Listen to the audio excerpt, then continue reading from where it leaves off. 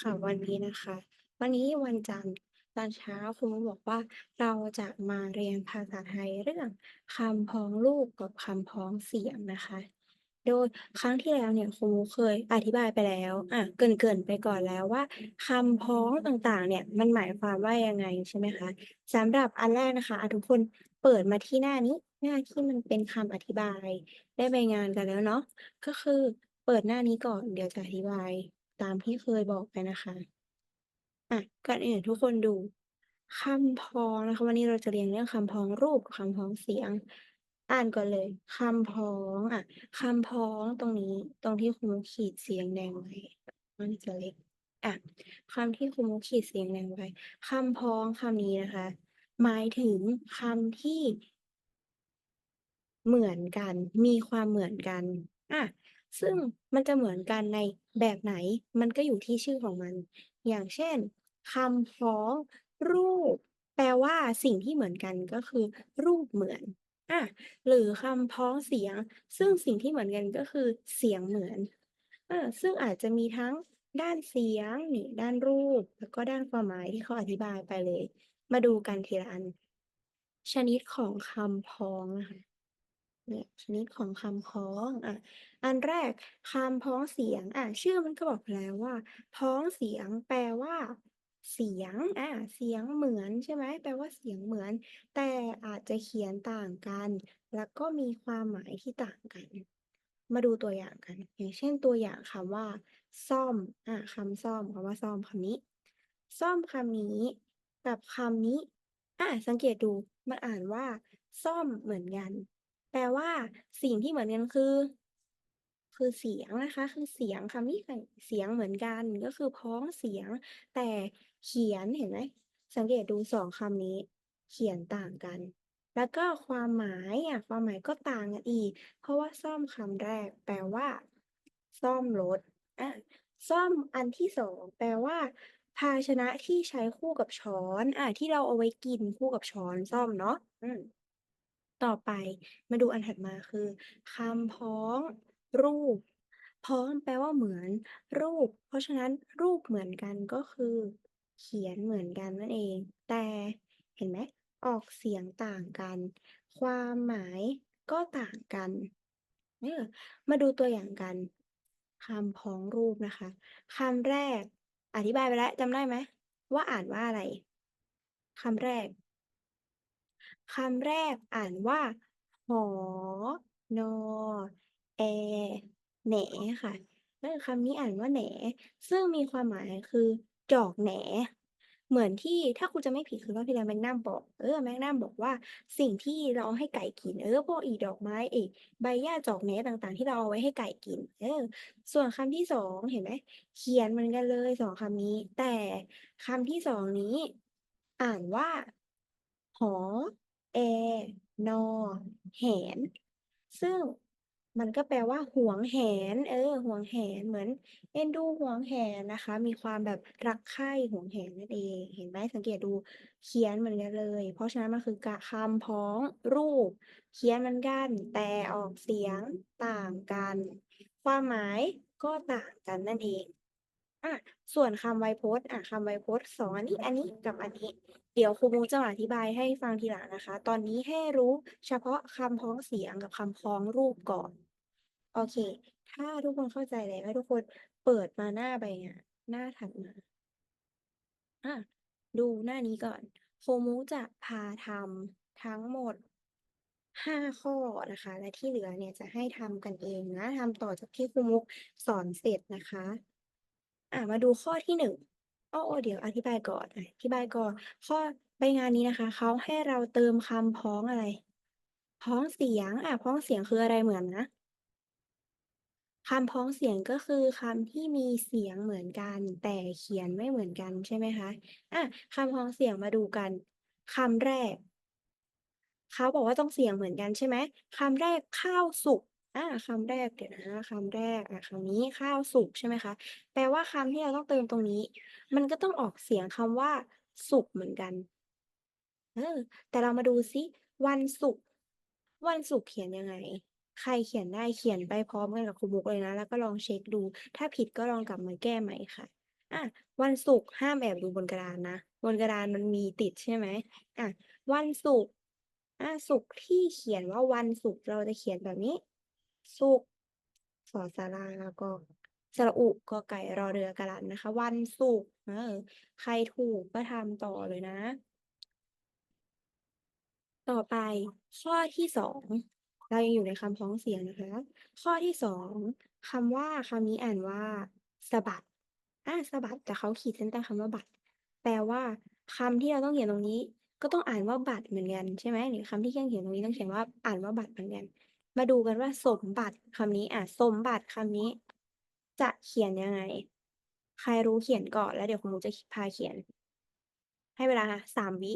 1 2 3อ่ะสมบัติคำนี้นะคะเขียนแบบนี้สมบัติมีต่อเต่ากะรันด้วยคำนี้อ่านว่าสมบัติก็คือทรัพย์สมบัติใช่ไหมคะคำนี้สะบัดสะบัดก็คือสะบัดมือเหมือนเราล้างมือแล้วสะบัดมือคำนี้อ่านว่าสะบัดนะคะคำนี้อ่านว่าสมบัติต่อไปข้อที่3ข้อที่3ตัวอย่างข้อที่3เขาเขียนว่ากำมือแปลว่าตรงนี้เราก็ต้องเติมคำว่าเวรกรรมเวรกรรมใช่ไหมคะให้เวลา3วิเหมือนเดิมลองเขียนดูสิเวรกรรมเขียนยังไงคำนี้เคยสอนแล้วน่าจะเคยเห็นในตัวอย่างให้เวลา3วิเหมือนเดิม1 2 3นะคะอ่ะเวรกรรมเขียนแบบนี้กอไก่รอเรือมอม้านะคะเป็นรอหันเป็นรอหันนั่นเองค่ะคำนี้นะคะอ่านว่าเวรกรรมอันนี้อ่านว่ากำมือนะคะกำมือก็คือกำมือของเรานี่แหละกำมือของเราเออมีเสียงรบกวนนิดนึงนะโอเคต่อไปข้อที่สี่ข้อที่สี่คำที่เขาให้มาคือคำว่าคุณค่าคุณค่าเขาขีดเส้นใต้คำว่าค่าแปลว่าคำที่เราต้องเขียนตรงนี้ก็คือคำว่าฆ่าสัตว์อ่ะให้เวลา3 วิเหมือนเดิมฆ่าสัตว์เขียนยังไง1 2 3ฆ่าสัตว์นะคะเขียนอย่างนี้ฆ่าสัตว์อ่าตอนนี้ผ่านไปแล้ว4 ข้อนะเดี๋ยวคุณมุกจะพาทำ5 ข้อเพราะฉะนั้นมาดูกันนะคะว่าใครจะถูกบ้างแล้วที่เหลือเดี๋ยวจะให้ทำเองแล้วเดี๋ยวคุณมุกจะกลับไปตรวจนะคะต่อไปข้อที่5ค่ะข้อที่5คำที่เขาให้มาคือคำว่าดอกพุธดอกพุธก็คือดอกไม้ดอกพุธนะคะดอกสีขาวๆเราต้องเติมคำว่าวันพุธนะคะใครเขียนวันพุธเป็นให้เขียนเลย3 วิเหมือนเดิมคำนี้น่าจะเคยเขียนกันใครเปลี่ยนกระดานให้ครูมุกประจำจะรู้ว่าเขียนยังไงนะคะให้เวลา3 วิ1 2 3นะคะสำหรับคำว่าวันพุธเราจะเขียนอย่างนี้วันพุธนะคะเราจะเขียนแบบนี้พอพานสระอุแล้วก็ทอทงนะคะวันพุธนะคะวันพุธนะคะดอกพุธแล้วก็วันพุธเนี่ยเขียนแบบนี้นั่นเองต่อไปนะคะครบแล้ว5 ข้อนะใครเดี๋ยวคุณมุกจะสอนต่อในใบงานถัดไปแล้วเสร็จแล้วค่อยกลับมาย้อนไทม์นะคะทั้งหมด34 ข้อนะคะอย่าลืมเขียนชื่อนะคะเขียนชื่อลงไปให้คุณมุกด้วยเขียนตรงนี้ก็ได้หรือเขียนในหน้าแรกตรงนี้ก็ได้แต่ใครเขียนทั้งหมดจะดีมากเพราะว่าเผื่อกระดาษหลุดนะคะโอเคนะคุณมุกจะข้ามมาหน้าถัดไปก่อนนะเปิดมาหน้าถัดไปพร้อมคุณมุกก่อนหน้านี้คุณมุกจะพาทำทั้งหมด3 ข้อแล้วกันสามข้อแล้วกันนะคะอ่ะมาดูคำสั่งเขาบอกว่าให้เรานะคะเติมคำศัพท์ให้ถูกต้องไม่ว่าจะเป็นคำพ้องรูปหรือว่าคำพ้องเสียงนะคะเติมคำศัพท์ให้ถูกต้องอันแรกอันแรก อ่ะเขามีคำศัพท์ให้ด้านหลังแบบนี้ แปลว่าเราต้องเลือกมาว่าคำไหนที่จะใช้ให้ถูกกันกับบริบทหรือประโยคนี้นะคะ ให้มันถูกต้องมาอ่านกันข้อที่หนึ่งเขาบอกว่ามีหน้าได้รับมอบหมายให้ถือพานอะไรสักพานหนึ่งให้เป็นพานไหว้ครูใช่ไหมคะอ่ะ TikTok ครูมุกเฉลยไปแล้วครั้งหนึ่งใครจำได้บ้างว่าใช้พานตัวไหนพานที่เป็นนอหนูหรือพานที่เป็นลอลิงนะคะอะให้เวลา3วิในการเลือก1 2 3นะคะอาพานที่ใช้ก็คือพานนอหนูค่ะอาซึ่งครูบอกไปแล้วพานนอหนูก็คือพานไหว้ครูพานที่เราทำพานไหว้ครูกันส่วนพานลอลิงตัวนี้นะคะหมายถึงเกเรนะคะไม่ใช่นะให้ใช้พานนอหนูนะคะเขียนลงไปเขียนคำว่าพานลงไปตรงนี้ต่อไปข้อที่2เขาบอกว่า แม่สอนว่าอย่าคบคนจุดๆๆๆๆก็คือคนพาลแต่จะใช้พาลไหนเพราะเขาจะพาเราไปในทางที่ผิดอาเมื่อกี้ครูมุกเฉลยไปแล้วพาลตัวแรกคือพาลไหว้ครูใช่ไหมคะไหว้ครูพาลไหว้ครูและพาลตัวที่2แปลว่าอะไรนะใครจำได้บ้างแปลว่าเกเรนะคะเกเรเพราะฉะนั้นคำนี้เราต้องเติมคำว่าพาลที่เป็นตัวอะไร ตัวลอลิงนะคะซึ่งจะแปลว่าคบคนพาลก็คือคนที่เกเรเนี่ยจะพาเราไปในทางที่ผิดนั่นเองเขียนลงไปได้เลยเขียนลงตรงนี้เขียนลงตรงนี้นะคะต่อไปข้อ3ข้อสุดท้ายข้อที่คุณมุกจะเฉลยนะคะข้อที่3ข้อนี้เขาบอกว่าช่วงนี้เชื้อโรคเยอะเราควรรับประทานอาหารที่ปรุงสุกแต่สุกตัวไหนอา ติ๊กต๊อกติ๊กต๊อกติ๊กต๊อกสุกที่ใช้คือสุกกอไก่นั่นเองค่ะเขียนลงไปได้เลยสุกกอไก่คือสุกตัวนี้เพราะว่าสุกตัวนี้คืออาหารปรุงสุกนะคะปรุงสุกร้อนๆมาปรุงสุกของเรานั่นเองสุกขอไข่ตัวนี้แปลว่าอะไรจำได้ไหมมีความสุขอันนี้คือความสุขใช่ไหมคะส่วนอันสุดท้ายของเราคือวันศุกร์